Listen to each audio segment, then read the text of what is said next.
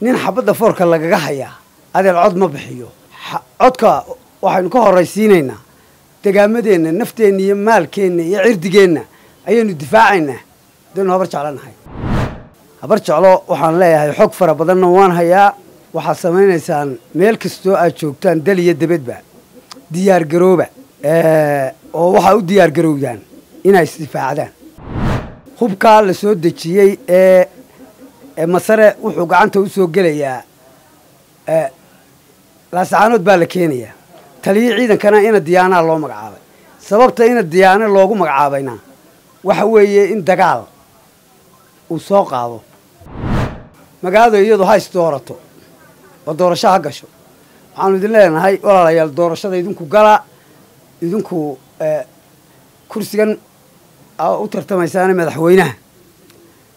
dee kala hela oo tartama annagu waxaanu difaacaynaa degaankayaga iyo naftayada iyo maalkayaga ayaanu difaacaynaa waxaan doonayaa maanta xog cusub oo aan helay oo ah xagga degaamada aan ka soo jeedo ama jiidaa hore iyo maxay ahayd nairobi iyo waxaa ka socda dowlad goboleedda puntland ayaan doonaya horta inaan ku bilaabo waxaa weeye dee sidaad habar jeclo annagu waxaa degaamada ka soo jeedo habar jeclo waxay joogtaa faran dalkuna doorasho ayuu u jahaystay waxay ila tahay habar jeclo waxaan leeyahay xog fara badanna waan hayaa waxaad samaynaysaan meel kastoo aad joogtaan dal iyo debedba diyaar garooba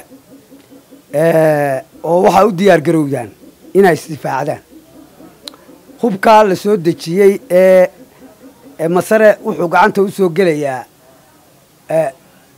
laasacaanood baa la keenayaa taliyo ciidankana ina diyaanaa loo magacaabay sababta ina diyaano loogu magacaabayna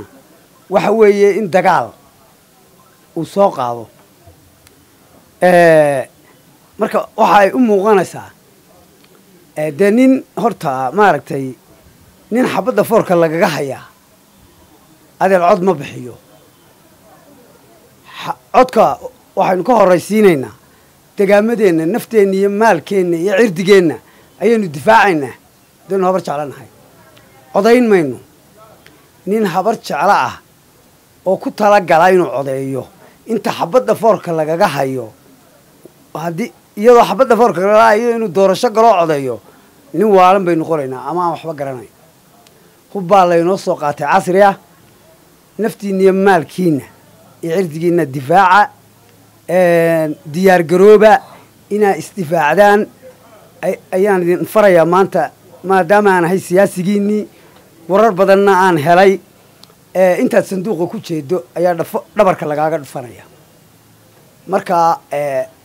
waxa weeye qoladan aan la kaftame qoladan magaado iyadu ha isdoorato oo doorasho ha gasho waxaanu idin leenahay walaalayaal doorashada idinku gala idinku